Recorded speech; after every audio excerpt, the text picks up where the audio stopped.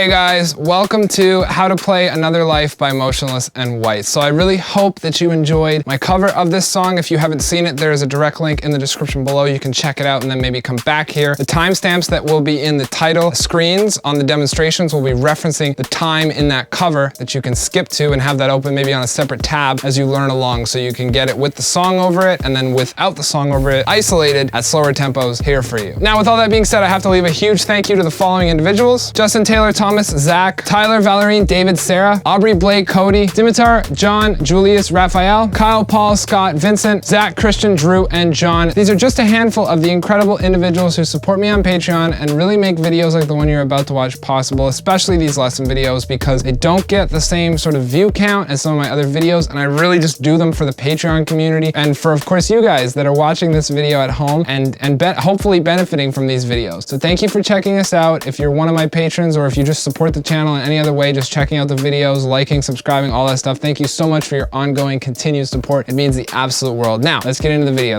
This song, essentially what I predict the process was, I mean, well, we kind of know, because in the documentary, Chris talks about how this is the first record where they really sort of started with vocals on a lot of these songs. So it sounds like, you know, this song isn't necessarily like the most drum intensive. So when it came to their studio drummer, their session drummer, who actually did the full record, when it came to that individual playing this, I'm sure that he just listened through it a couple times, got a bit of a structure in his head, and then sat down and played it. But I don't think that he really fleshed it out like I flesh out songs, especially inside the metalcore genre, because for me, like, learning all of the metalcore songs that I do for this channel and teaching them and performing them, like, I really get them note for note, and I think about the different structures, where the fills should go, all those kinds of things. Like, I really get down to the technicals. But when it comes to a more of a ballad feeling, more of a relaxed sort of melodic driven song like the one we're talking about right now, Another Life, it's not as important to always flesh out those parts. And that's apparent in this track. And so because of that, you aren't really going to be able to rely on symmetry or repetition a whole lot when learning the song. Really just gonna have to pay attention as closely as possible to each demonstration and learn what I'm playing inside of it, because each one's gonna be a little different. Even when I say, like, we're coming to the second chorus or something like that, it's gonna be different than what we played the first time around. You're gonna see some changes, and there's a lot of little, like, finite characteristics in the playing that I did my best to bring out. Like, I really focused on playing exactly what was on the track, even though it was just like, it kind of feels all over the place, because there's a certain level of improv to it, right? So yeah, with that being said, like, the last thing I'll add, and then we'll get into the actual lesson, is the fact that, like, I did my best to take some things from earlier in the song and maybe layer them in places that they actually weren't later in the song, but it added some elements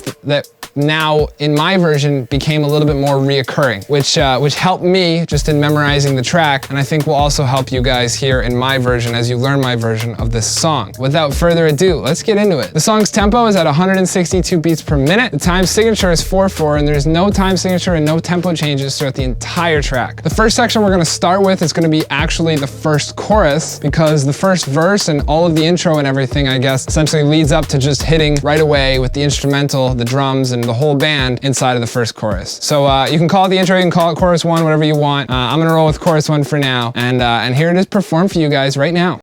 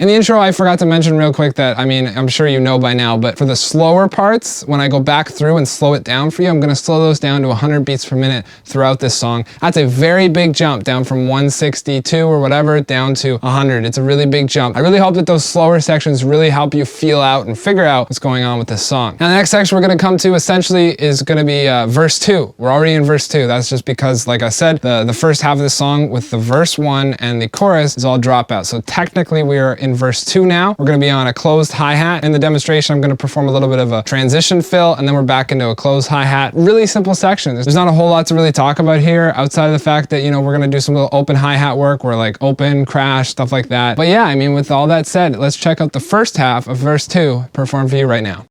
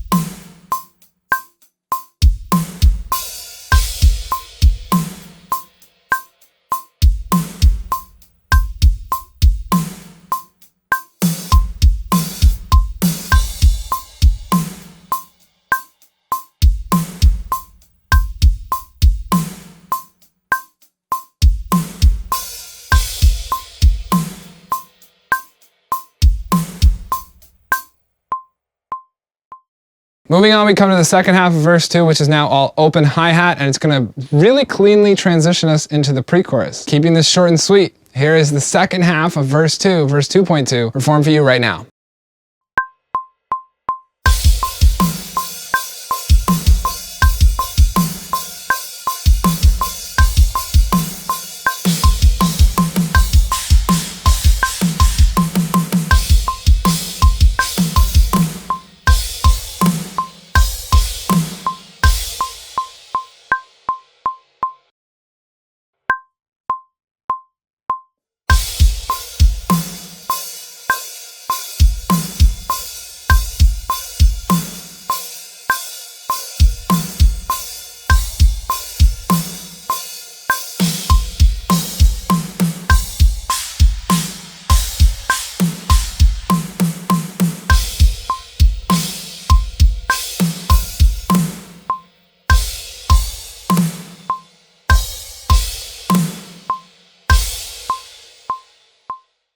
All right, so now we're moving on to chorus 2, the second chorus. There's gonna be some differences. As I mentioned at the beginning of the song, we're not really gonna see a whole lot of repetition. It's kind of like if any of you watched my how-to Writing on the Walls Under Oath video, breaking down that cover, any of you have learned that or watched it at least, you'll notice in there, like there's nothing that repeats itself. This, while we have elements that are repeating themselves as far like outside of the drum set, and the parts are kind of coming back because we do actually see like a chorus, a fleshed out chorus, it's still like changing a lot, which is cool too, because I mean, you can kind of even hear that. Like if you listen to the vocals, the actual lyrics are changing from chorus to chorus as well, which kind of makes sense that the other instrumental pieces below it should along with it. So with that in mind, here's chorus 2 demonstrated for you right now.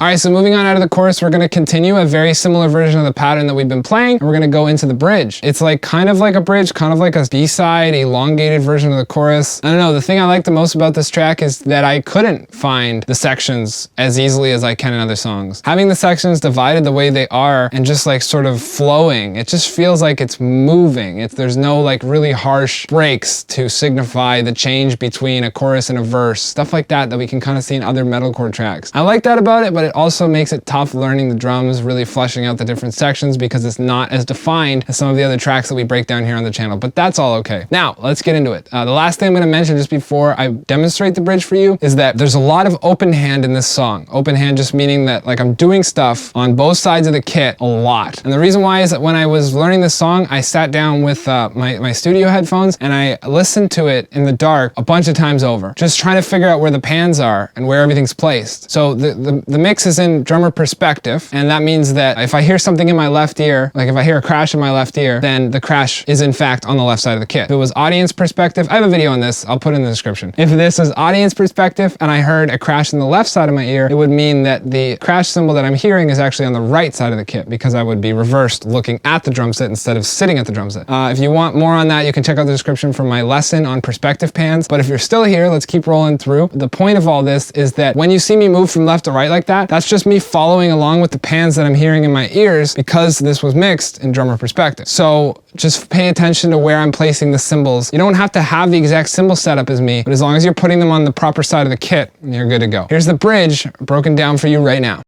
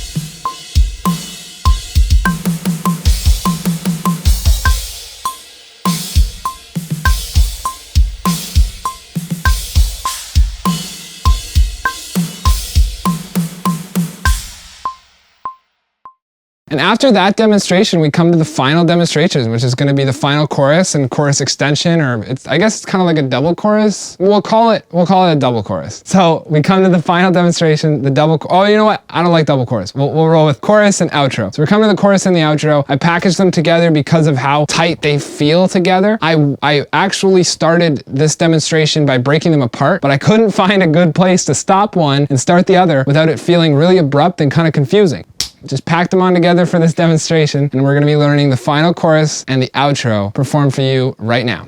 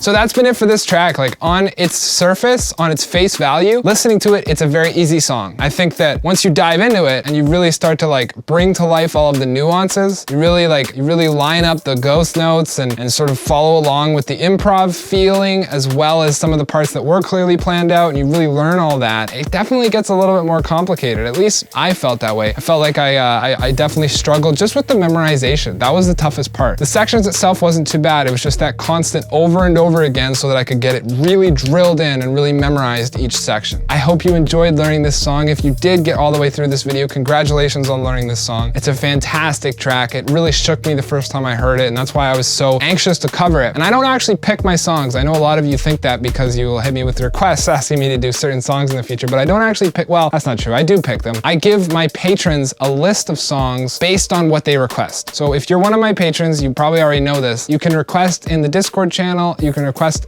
different songs for me to potentially cover. I go through this massive list that you guys submit, and I pick songs that will work well with the channel, that I've seen lots of requests for from the audiences, but more importantly, I pick songs that I'm gonna be able to actually recreate with the gear that I have. If somebody requests a song with 4 rack toms or something crazy, you know what I mean, like some stuff that I just can't bring to life, then I don't worry about it, and I, you know, move on to a different track. So that's how my songs are all picked, and my patrons as well as me all just wanted to see another life, because we all really have been jamming this song a lot, and I really love this song. I love this album cycle, but I really love this song. I can't stop listening to it. In closing out this video, if you enjoyed the video and you'd like to join my Patreon community on Discord, hang out with me one-on-one on Voice, spend time getting to know some fellow musicians and talk metal with a bunch of awesome dudes, then go down to the description below, click the Patreon link, and pledge at the Discord level and join us on Discord. If you want to support the channel in a different way, I have new merch. I have a whole new line of merch. Some of the designs are on the screen for you right now. Maybe check some of those out in the merch store link in the description. And lastly, if you want to connect with me further, you can do so at any of my social media platforms. There's links for you on the screen right now, as well as in the description below. Thank you so much for checking out this video, and I will see you all very soon